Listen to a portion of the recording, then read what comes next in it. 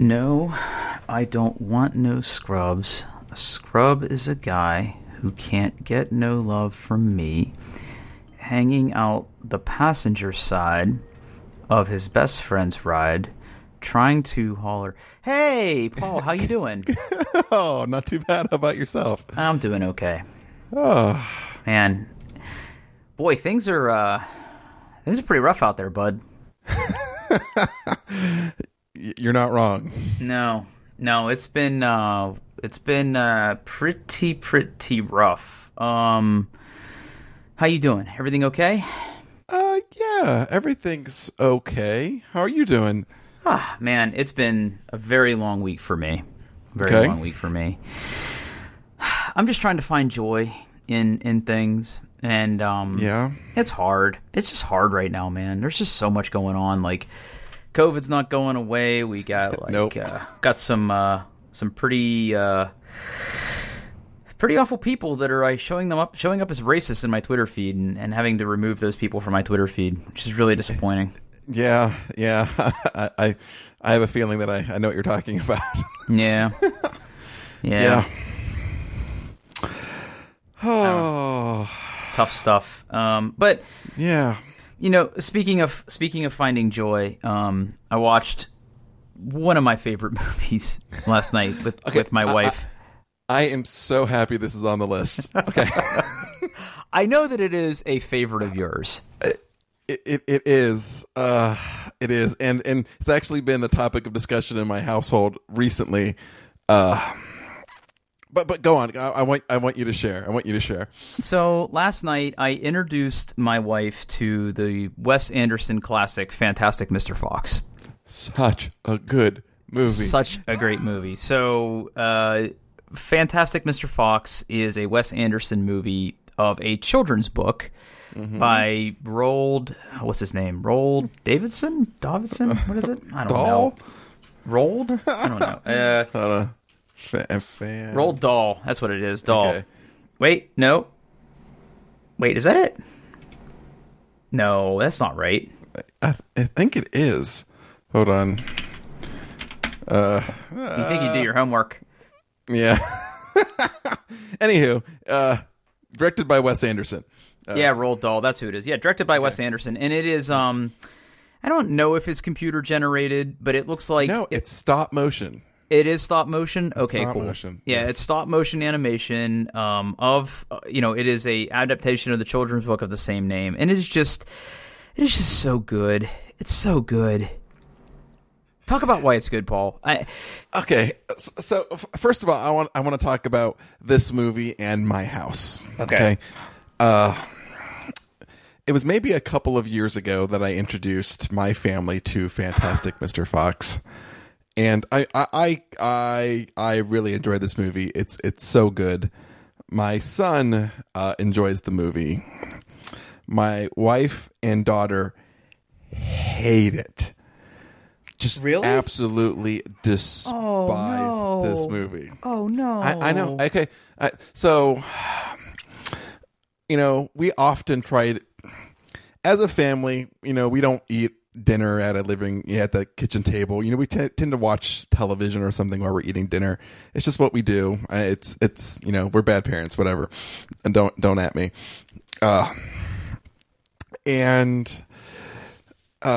A lot of times my daughter picks what we're going to watch on television, and a lot of times it's tween girl sitcoms or Disney sitcoms or a cooking show or something, and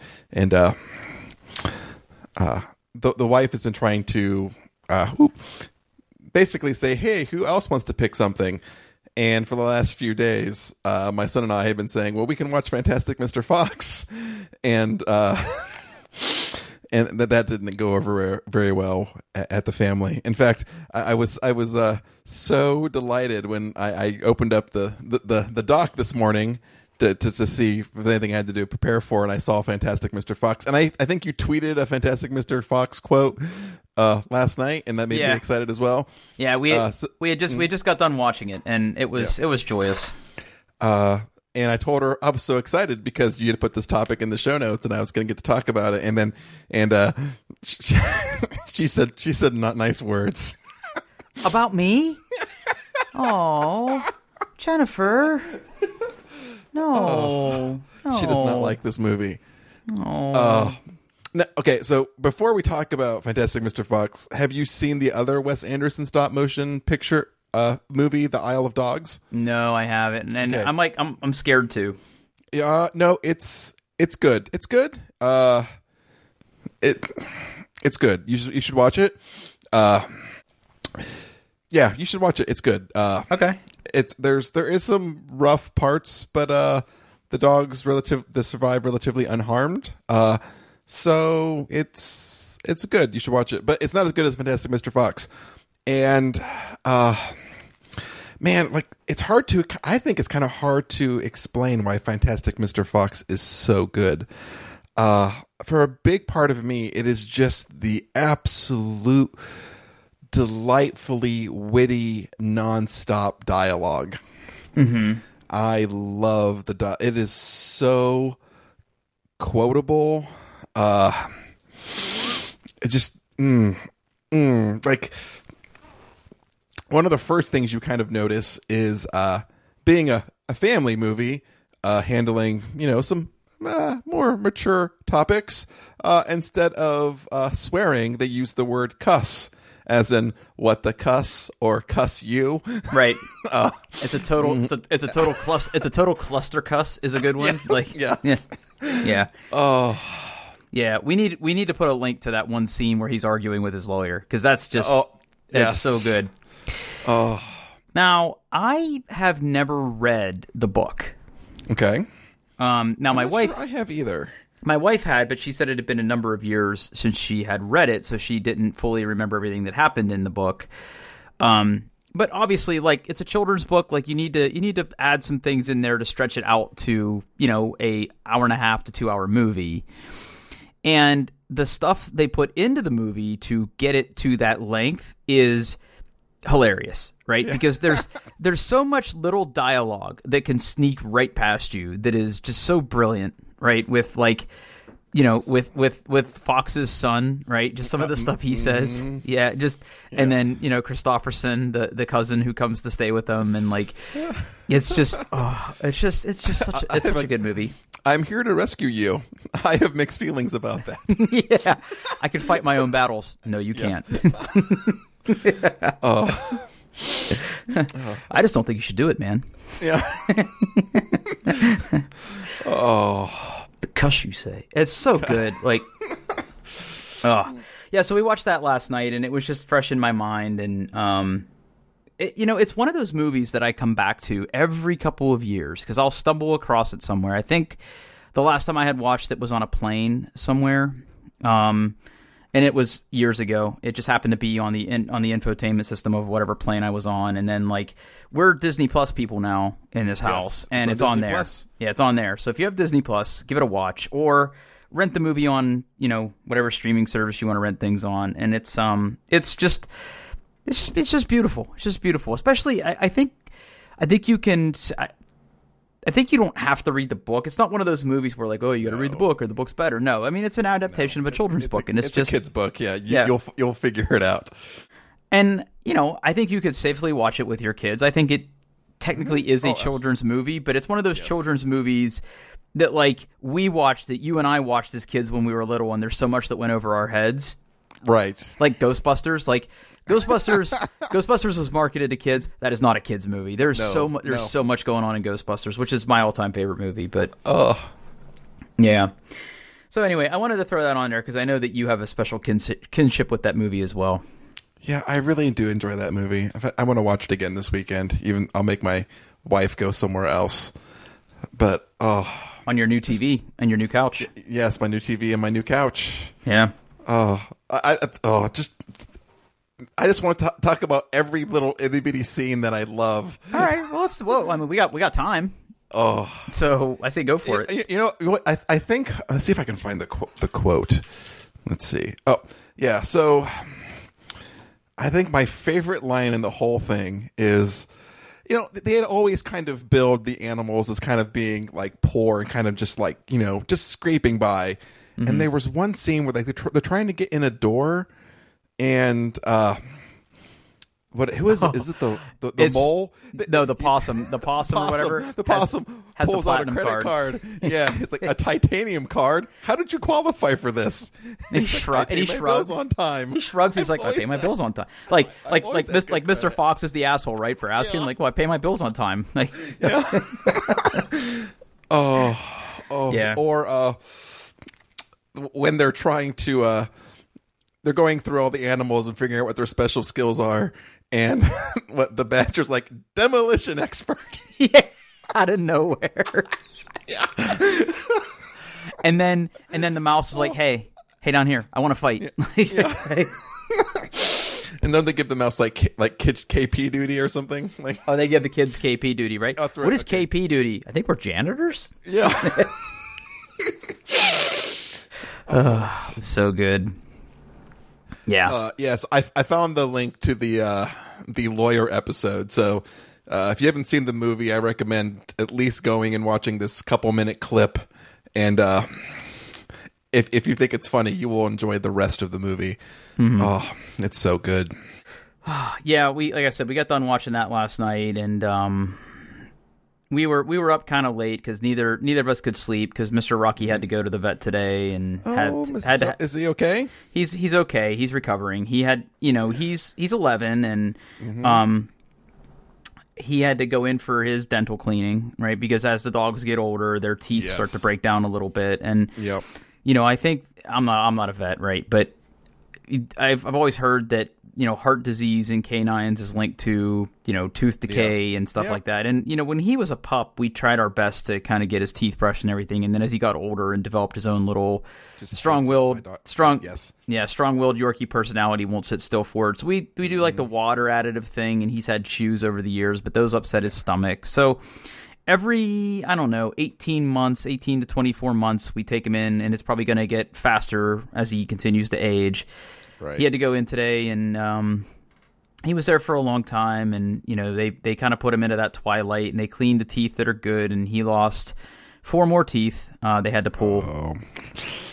And he's just, he came home, and he's just so out of it, and you could tell that he's uncomfortable, and he's got pain meds, and we gave him some chicken, and he ate it, and he's just been laying on the bed ever since. Poor little guy's just in a lot of pain, and it's one of those things that I'm not going to get into it here because I'm going to start crying. But it's just, listen, pets are special, and I'm glad he's okay, and I'm sure he's still got a lot of life left. And it's just one of those things that just reminds you that he's just getting old.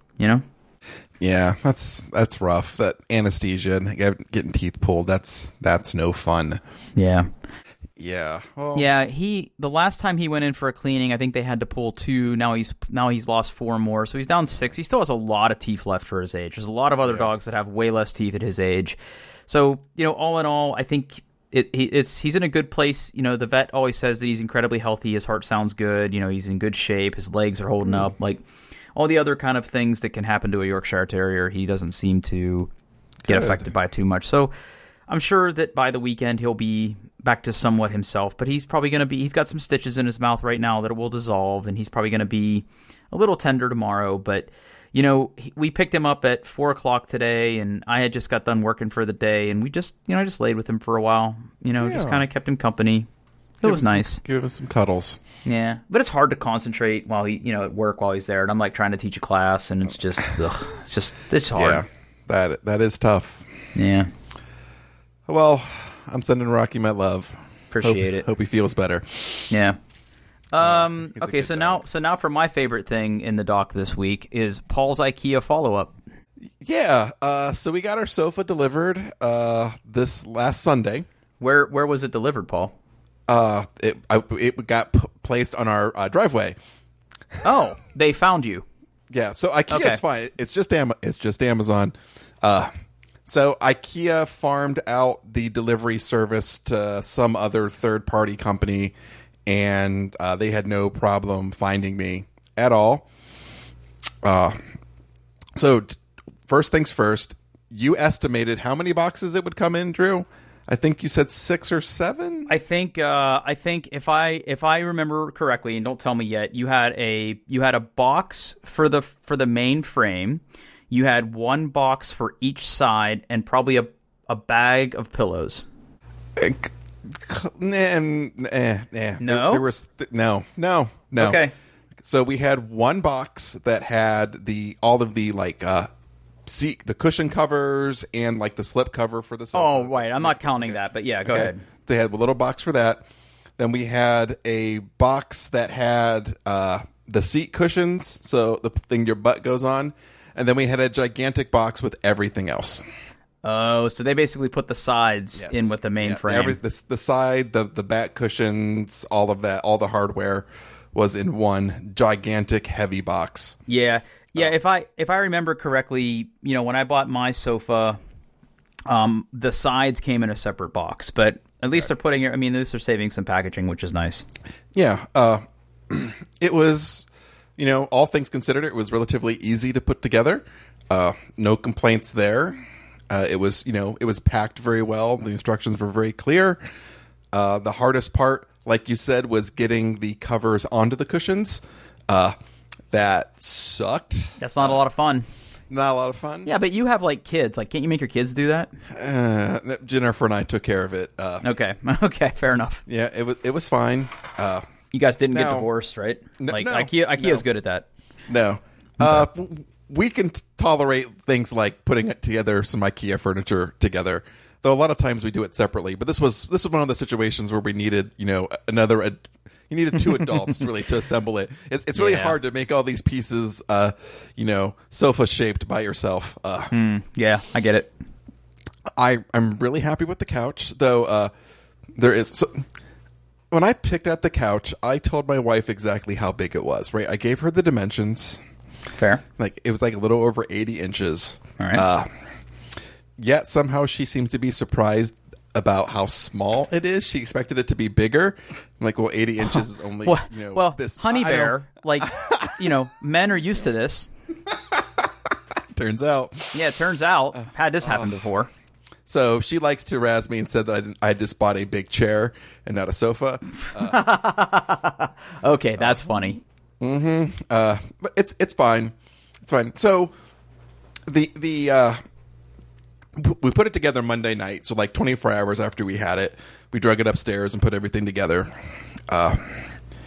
And so the first thing I did is like, well, I'm going to lay up here and watch some television. So I turn on the television and I happen to notice that NBC Sports was playing the Game 7 of the 2009 Stanley Cup Finals, where Pittsburgh was playing Detroit, and I always enjoy watching Detroit lose. So I decided I was going to sit on the couch and lay down on the sofa and kind of just watch a little bit of classic hockey.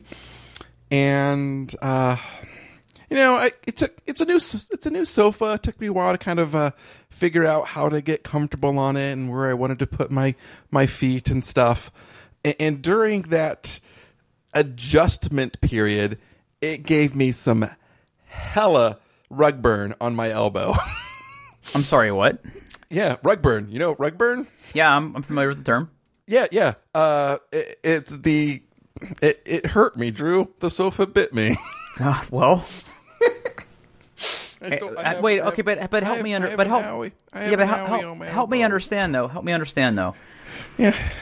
Like how did you get it on your elbow? It's so I was laying down and I was just trying to adjust and I kind of pushed off my elbow and the fabric, the seat cushions. Oh, wait a minute. They're kind of rough. You've got that like thin cloth type material, right? Yes. Yeah, that stuff will bite, son. It's a little scratchy. Yeah. None of the reviews said rug burn. I was very upset. But it's okay. Now I know. Now I know if I want to take a nap on it, I will just put a blanket down on top of the sofa and then lay on the blanket. It'll be fine. I have sat and I have put in, a few hours of good quality video game time on the sofa. And it's outside of the initial, it nipped me a little bit. Me and the sofa are getting along now. So I'm pleased with my IKEA sofa. Well, I'm glad that it all worked out. Correct, I guess. Uh-oh. You still there? Yeah, I'm still here. Did I lose you? Oh no, Drew. Can you hear Did I me? lose Drew, or did Drew lose me? Uh-oh. Things are happening. Uh-oh, connection lost. Uh-oh. Paul, what happened? Oh dear. Podcasting can be an adventure. Uh-oh. Paul says connecting. I didn't lose my internet. That's his internet. No answer. Well, that's not good. Do I need to quit Skype? Oh dear. Oh no. Why are computers so bad? Oh no, my internet is the text I just got from Paul. Well, that's unfortunate. Well, this is going to make for some riveting... Paul says, give me a minute on the text. I guess I could go back to reading song lyrics from the band TLC. Let's see here. Let's see. What's a good song from TLC? Ooh, I got a good one. Okay, so you don't go chasing waterfalls. You stick to please stick to the rivers and the lakes that you're used to. I know that you're gonna have it your way, or you're not gonna have it at all. But I think you're moving a little too fast. That's a really good song. I'm gonna put a link to that in the show notes. Oh, my phone's ringing. Hey, welcome back. Oh no, my internet. What happened? So that was weird. I could hear you, by the way. Okay, okay. So I don't know what happened. So as we talked about before, in my house we have an Eero wireless Wi-Fi system. I have 3 nodes. 2 of the nodes are like hardwired together, and the one in my office is not, because I haven't had time to run Cat 6 through my basement and right now I can't get to my basement ceiling for reasons I can't talk about because of lawsuits. Oh, right. The thing we are going to talk about at some point, though. Yes. The Eero router, node, hotspot, hub, whatever you call it, in my office had lost its mind. It just stopped working. Everyone else in the house was totally fine, and when I was like, "Is your internet working?" I got looks like, "Yes, of course it's working. Are you crazy?" So I just gave it a couple minutes, and then it figured itself out, and then it was fine. So, yeah. Oh no, my internet is right. That it just disappeared. Huh. Well, I'm glad you got that figured out, because, I was really floundering on my own. Yeah. I can't do this. I can't do this by myself. I am. But I left it recording. Okay, I am still recording. I was just going to make sure that I'm still recording. I am. Woo. Cool. Oh. Cool. Oh no, my internet.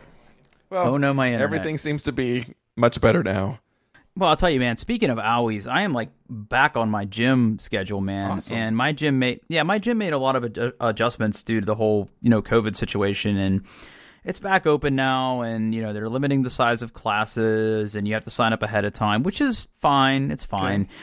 Okay. But the classes are much smaller, and they've changed the schedule up a little bit, and there's different types of classes that they offer now, and it's all good stuff. But I started going back to the gym for personal training about a week before the gym opened, and I've been trying to kind of keep up on my fitness and everything, and it's just been, man, getting old sucks. It does. What are your thoughts on CBD stuff?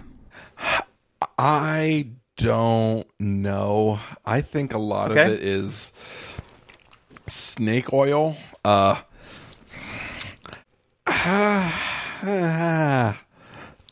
I don't know. I do not know. Have you tried anything, or? Yeah, I have. Okay. And I don't know if it's, I don't know, man. I kind of treat CBD the same way I treat chiropractors. I'm sure that it does something good. I'm sure that it does something, but if you start telling me that I'll never get a cold again if you touch the right disc on my back, I'm going to be like, yeah, I don't think that's how that works. And I think that CBD sort of falls into the same category. So the reason I bring that up is there's a company that's actually based here in Columbus. Mm-hmm. It's called O2. Okay. What it is it's oxygenated beverages, and they sell different things. You can order directly from them, or you can get stuff. I think like Whole Foods has it. I think maybe Kroger has it, or at least had it. I don't know. But they make a few different drinks, and not too long ago, I want to say earlier this year, they came out with this hemp CBD like recovery drink, and it's non-caffeinated. It's only like 10 calories, 20 calories a bottle or a can or whatever. And first of all, it tastes freaking delicious. Ooh. Because it's peach pear. Okay. And like a case of it's like $50 for 12 cans, so it's not cheap. But yeah, I've been drinking a few of those to try to help me with like recovery and stuff. And I don't know if it's working or not. I just think they taste really good. Cool. 15 calories a can. That's not bad at all. Yeah. Yeah, and this particular brand is affiliated with the CrossFit community, which few things are going to be affiliated with CrossFit anymore, I don't think. Yeah, well, I think the guy... CrossFit as a brand is kind of canceled. Yeah. There's a lot of things that are canceled this week. But about that, right? I'm just kind of freewheeling at this point. The gym I go to when I joined 6 years ago was a CrossFit gym, but I think it was 2 years ago they started to gravitate away from that brand for reasons that kind of were like precursors for all the stuff that happened this week. Yeah. So they go by, they're just a general fitness and wellness gym now. They still do a lot of the same workouts that you would find in traditional CrossFit. It's just they're not a CrossFit affiliate anymore. Yeah, when I used to do CrossFit, I actually went to a gym where the trainers originally were doing CrossFit and were CrossFit certified, then realized it was just, a bunch of bro culture, and their gym was not, but it was basically inspired by the same, boot camp kind of style. Yeah. And I got introduced to O2 through this gym, and I've had their drinks before. Mandy will sometimes pick some up at the store for me, and it's good stuff. I mean, I'm enjoying it. I just don't know if it's giving me any actual benefit. Yeah. To me, it's one of those things where if it works for you, it works for you, and that's great.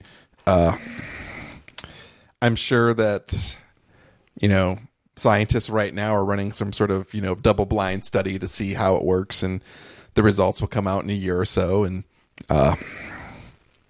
yeah, but I'm glad there's options out there for people that want to try that kind of stuff.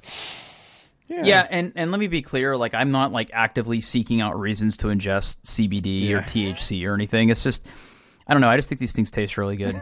And it's one of those things where like, I am one of those people that doesn't drink enough water. Mm. So like any way I can get good hydration is kind of important. So I got a glass of water right here. There. Oh man, I know you don't drink coffee anymore, but I finally figured out what the good litmus. Say that word. Litmus. Thank you. I finally figured out what the good kind of yardstick for good coffee is. You ready? Okay, hit me. If you make your coffee strong enough that your pee smells different. That happened to me this morning after I had a particular strong cup of coffee, and my pee smelled ridiculous. Well I could smell it all the like I didn't get in there and put my nose in it. You have to understand, like you could smell it from the bowl, right? Well done. Yeah, thank you. Yeah, I do miss coffee, but are you wavering? No, I am not wavering. I still drink a cup of tea a day, though I have been introducing a can of soda as well at lunchtime because, gosh darn it, it's the quarantine and I deserve a Dr. Pepper every once in a while. Hey, you know what? You got to do what makes you happy. But coffee was not making me feel well. It was raising the old blood pressure, and while I miss it, I feel better. And I did have. Maybe like 6 months, a year ago, I did have like a latte, and I felt like I had superpowers. Like the caffeine, there's just so much caffeine. Shame on you. And it was just shame on you. And that was it. It was actually a little too much. Which before I would drink a cup of coffee and like I'd have to drink like 2 cups of coffee to feel quote unquote normal. But now I have my English breakfast tea in the morning, and that's really about it. And I don't Now, and the tea with the caffeine doesn't raise your... Oh, you don't do caffeine, right? No, it's caffeinated tea, but it's nowhere near. Well, I have exactly 1 cup, not a thermos full. So that's difference number 1. And 2, it does have less. I believe it has less caffeine than a cup of coffee. So, I'm ingesting a significant less amount of caffeine than I used to. Would you ever consider doing decaf coffee or? I don't know. I've always been kind of skeptical of decaffeinated coffee because, like, it seems to me that the even like the natural process of decaffeinating coffee is like removes the I know there's a lot of like chemicals that strip the caffeine away, and I'm also afraid that that's a slippery slope back into drinking caffeine. So yeah, it's what, almost got him. I'm happy with my tea. Well, happy, right? I tolerate my tea, and there are some really good teas. Like, like my morning go-to is an English breakfast coffee. It's got a nice robust flavor. It's got enough kick to kind of, get the cobwebs out of my head and get me going. But I also have some other teas that if I want to have something in the evening or something I can do. Paul. Yes, Drew. Paul, who are you trying to convince here? Me or you? I just want to talk to all of my fellow tea drinkers, and it's okay. You don't have to drink coffee. You can drink tea. It's fine. It's fine. we accept you and we love you. I miss coffee. I do. I know you do. I know you do. I know you do. I'm gonna get you. I had the saddest thing is that I had perfected making coffee.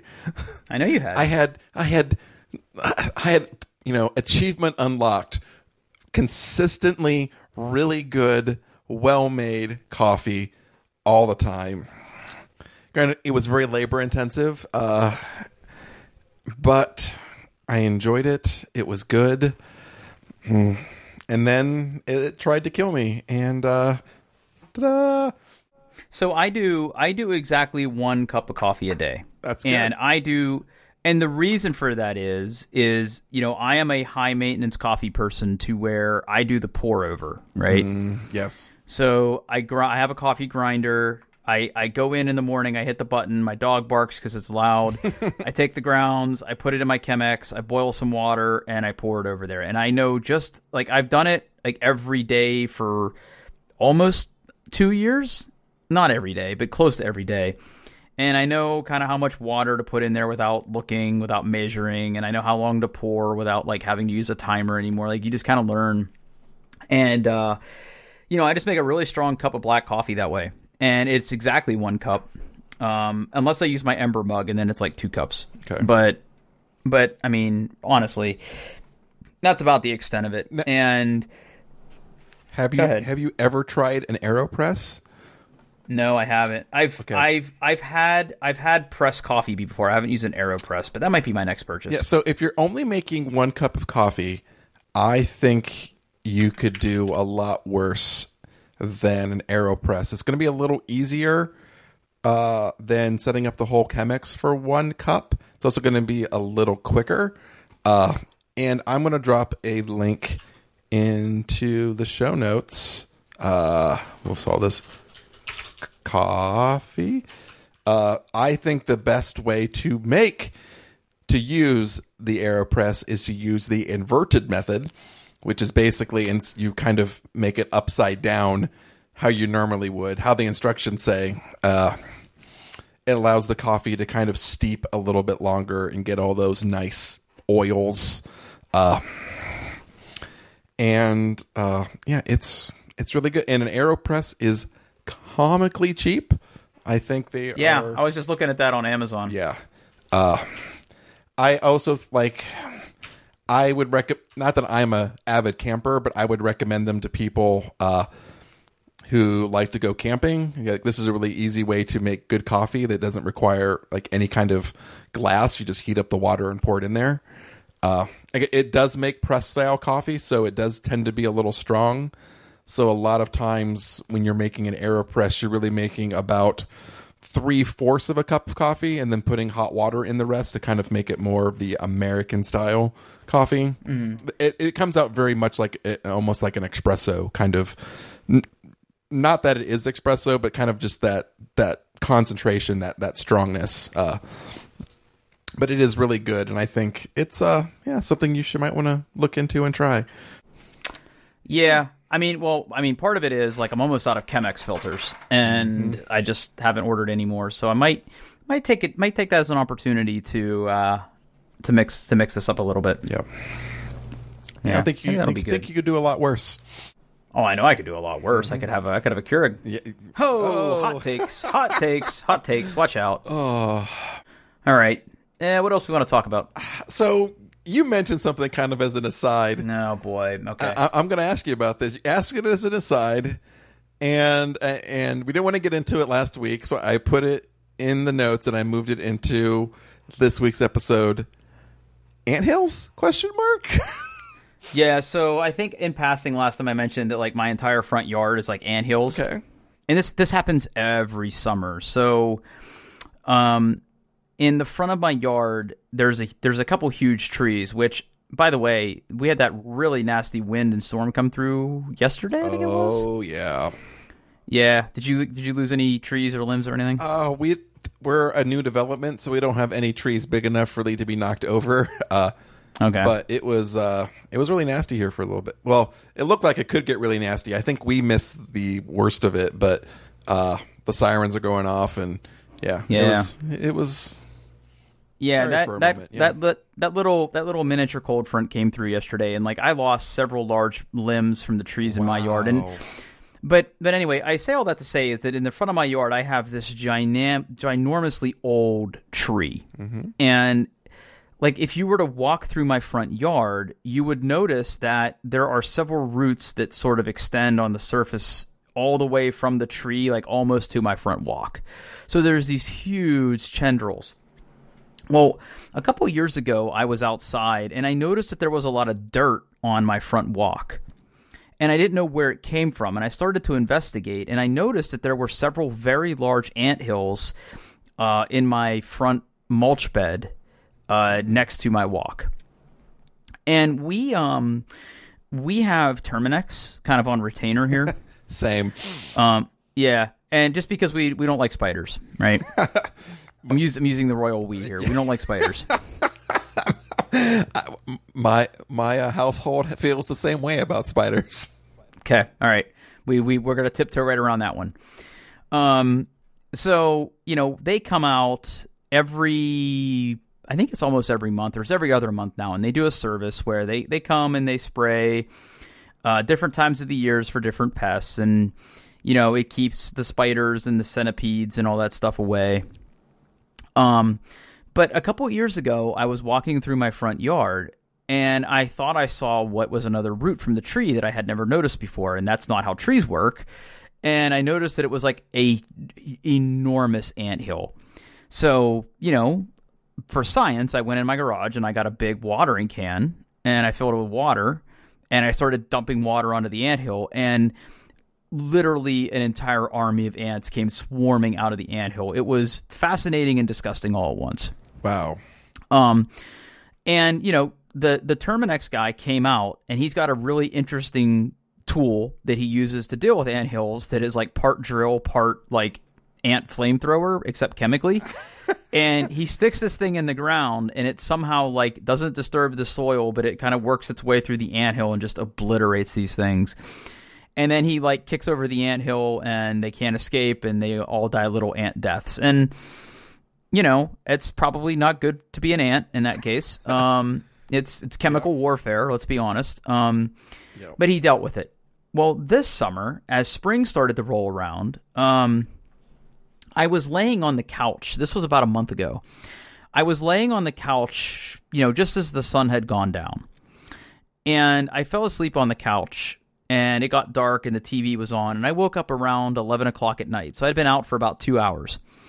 And I looked down at the carpet, near my couch and I saw like a dark spot, and I thought that maybe Rocky had pooped or had an accident or something there. And I got up to look at it, and I was just going to like stick my toe on it to see like if it was wet. It wasn't wet. What it was squirmy, and it was ants. And they were like all over my carpet. Like it like my carpet looked like it was moving. Whoa. Like in this one big spot. Oh no. Burn it with fire. So, burn it with fire. Yeah. So like, I couldn't tell where they were coming in from. I started to put a couple things together in my head because I had seen these huge anthills in my yard before, and every year they come back because they lay eggs and things, because that's how nature works. And this particular area is like where the anthills are is kind of in the front of my yard, which is where like my fireplace is. So like they're coming in through cracks in the fireplace or whatever. They're coming in somewhere. And I don't know if there was something on the carpet that they were attracted to in that place. So like what I did was, because I didn't have anything that I wanted, like any chemicals that I wanted to like spray on my carpet. Like if it was my hardwood, it'd been a different story. Like I could have got some Raid out and hit them with that, but it's my carpet, right? So what I did, thinking like the smart individual that I am, is I got this dustbuster, like an actual legit dustbuster, and I just sucked those bad boys up. And boy, howdy, I'll tell you, those things will mess up a lot of ants. Like it just like you suck those bad boys in through that motor, and it just chops them up, man. So I sucked all those up, and I was trying to figure out where they were coming from, and like I moved my couch out of the way, and like I saw a couple strays. So I sucked them up, and then like on the areas where they were masked, obviously they were attracted to something. So I got out some carpet cleaner, and I hit it with that, and kind of stayed awake to see if they came back, and they didn't. And I told the Terminex guy, and he came out, and he's like, he came out like right as it started to rain, so he couldn't like put down like the super like flavor crystals for the ants to take back to their nest or anything. And like he came back to the house, and he's like, I've never seen anthills this big before. And like there's these like every year it just seems to get worse in my front yard. Like my front yard is like literally 90% anthill at this point. And the anthills are showing up at like more and more locations every year. So it's just like anthills all the way down to my front yard. And it just was like, it was like really kind of, I don't know, a little disheartening to see that many ants on my carpet. Wow. I don't know. Yeah. Anyway. Now, we've never really had a lot of ants in our house. We do have the spiders, but when I was growing up, we had earwigs. Okay. Are you familiar with these vile creatures? I am. They're pretty gross. They are pretty gross. When I was growing up, as a youth, we had earwigs, and the parents were too cheap to do anything about them besides complain about them. And it was like you literally had to like pull back the sheets at night to make sure you didn't have earwigs in your bed. You had to look in your shoes to make sure you didn't have earwigs in your shoes. You'd get waken up. They would be climbing on the ceiling and drop on you and then pinch you and then wake you up at night. Oh my God. Yeah. Oh my God. Yeah. It was really awful. So I remember like one time at the old house, it was like the only time I think I ever called our Terminex person. I saw like one earwig in our house, and I was like, "You're coming out here right now. I don't want to see an earwig ever again. Take care of this." And I haven't. Yeah. So I think I sent a message to earwigs, and they leave me alone now. So I'm. But we'll occasionally see one in the house, but like it's one of those things where like it somehow got into the house, and like I don't think they're like in my house, but yeah, they're pretty gross. Yeah, I think if I saw one, I would be calling immediately and saying I saw one, but I don't want to see any more. Just I want all the earwig poison. I want the walls covered in it. Just. Earwigs are mostly nocturnal and often hide in small, moist crevices. I mean, same energy. Yeah, they're like I didn't get pinched a lot, probably maybe a dozen times, and like they never break the skin, but it hurts, and they're gross. Yeah, no, they're gross. They're gross. They should feel bad. Earwigs are fairly abundant and found in many areas of the world. There is no evidence they transmit diseases to humans or other animals. Their pincers are commonly believed to be dangerous, but in reality, the curved pincers of males cause little or no harm to humans. Yeah, like they don't break the skin. They just kind of, it's like it's a pinch. And what they do is they grab onto you and they kind of start turning, and it's the turning that starts to hurt as they get a little bit of you and they start spinning.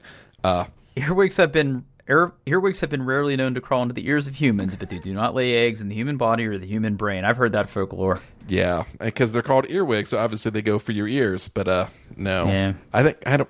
Maybe they look like earwax. I don't know, but they're gross. They're gross. We should get rid of all of them. If I was president, Yeah. that's what my platform would be. That would be your first. That would be your first order of business, huh? Yeah, Eradication of a species. I'm sorry, but they're gross. Yeah, no, I'm with you on that one. You would get my vote. Oh, All right. Well, that seems like a good one to stop at because I'm really tired. It's been a week. Yeah, you know what? This is good enough. Let's just go ahead and wrap this one up. All right. Tell us where people can find us. Gladly. You can find us on the internet at doingtheirbest.com. You can find us on Twitter at doingbestpod. You can find me on Twitter at Paul Baylor. That's BAHLER. And where can we find you, Drew? Yeah, I'm on Twitter at Pittsburgh, PITTFURG. Oh my God, I just saw a picture of earwig eggs and they're hatching. Holy cow! I'm in a bad part of the internet, bud. Close the browser. Close it.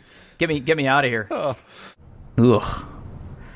All right. Well, yeah, I'm on Twitter at Pittsburgh, PITTFURG. Find me there. I won't talk about earwigs anymore. Oh my God, I can't unsee these things. All right, everyone. Thanks for listening. All right. Stay safe. Don't get bit by earwigs. Bye.